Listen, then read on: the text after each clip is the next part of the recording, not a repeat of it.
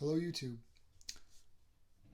I've been thinking a lot lately about the current crisis we find ourselves in, and whether you're healthy or sick, or you have a family member who's sick, or you're employed still, or you're one of the millions of Americans who suddenly have found themselves out of work.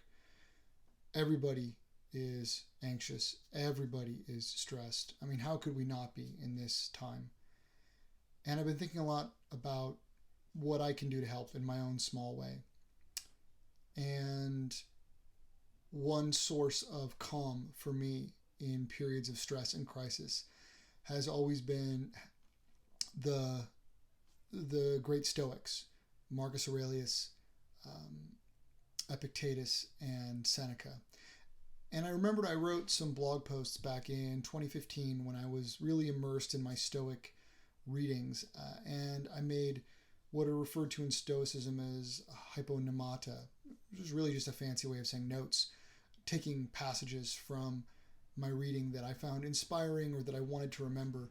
And so I thought I would share that with some of you in the hopes that you found them interesting. Perhaps they help you deal with the crisis, or perhaps they're just an interesting distraction. Either way, I'm going to do a post today where I read the selections for Marcus Aurelius, and then I'll do one for the other Stoics probably tomorrow and the day after. I don't know if I'm going to go a whole lot into the meaning of each passage. Maybe we'll talk about that later. I'm just going to go ahead and read the selections. Once again, keep in mind these are from 5 years ago, so I didn't select them with the current circumstances in mind, and they're not in any particular order. So first up, selections from the Emperors Handbook, which is by Scott and David Hicks. I'll put a link below in case you guys want to pick up a copy.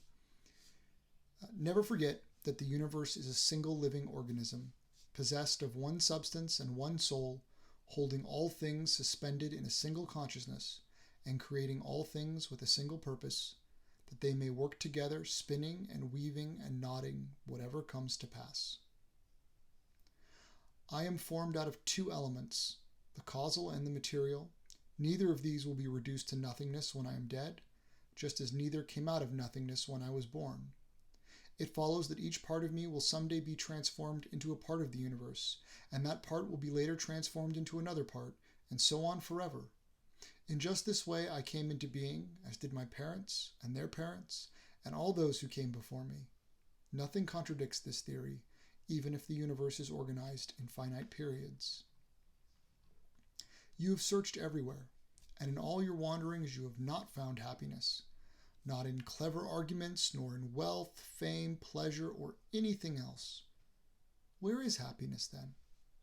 In doing what a man's nature requires. And how will you do this?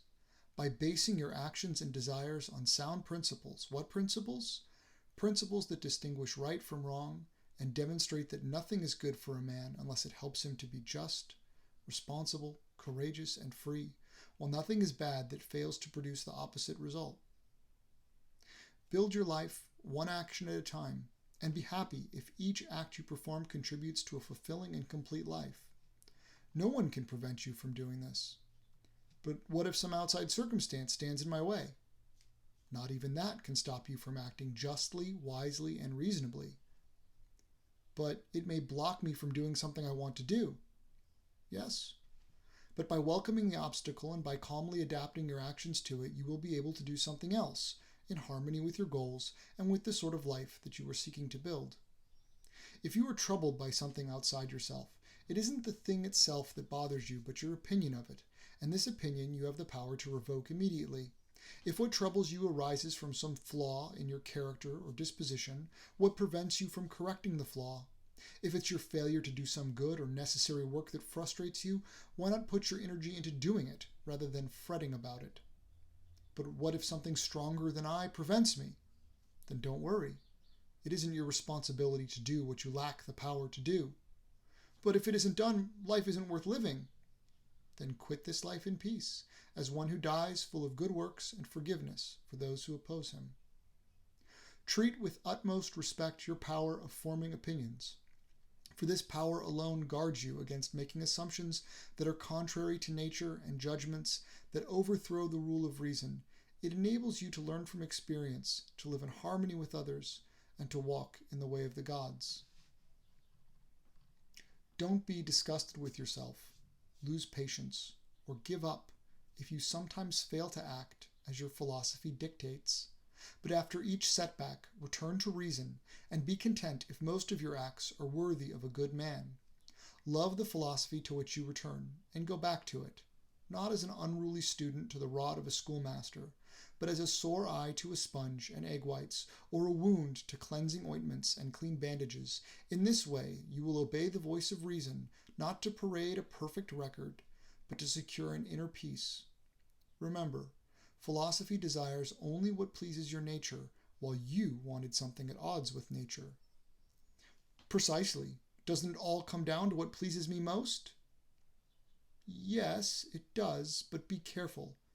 This is just the argument pleasure uses to trick most people.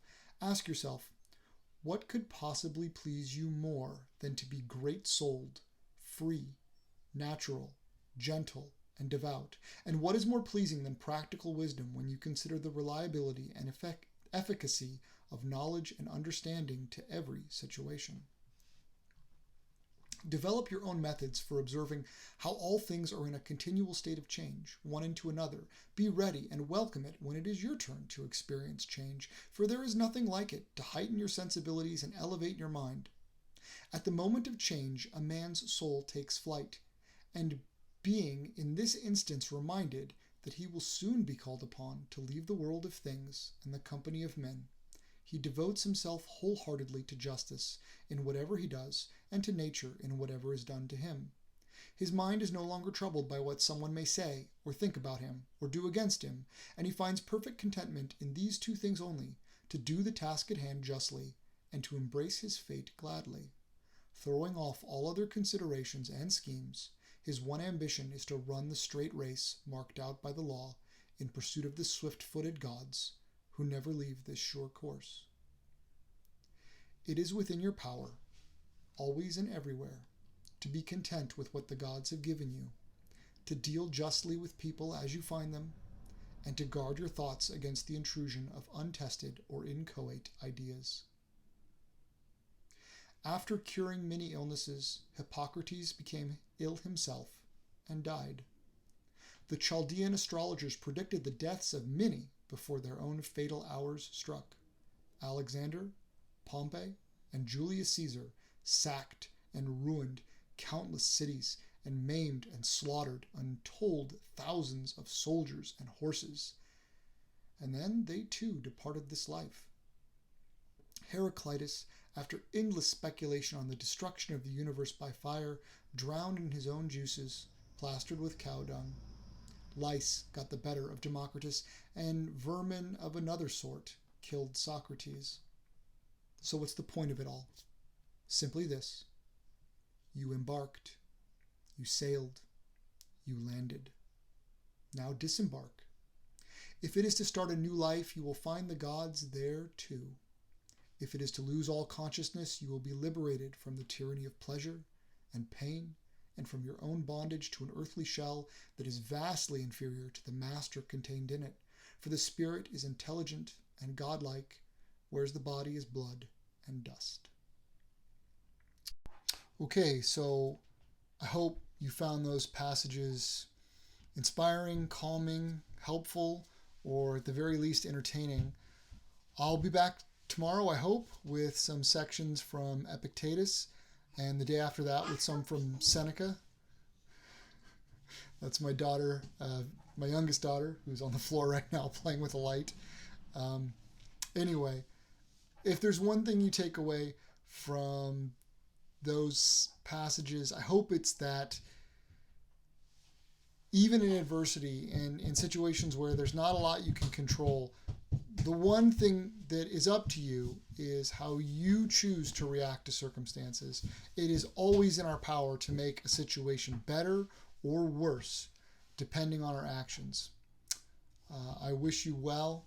I hope you're healthy, and I hope that everyone comes through this, whatever it is, stronger and better than before. Thank you.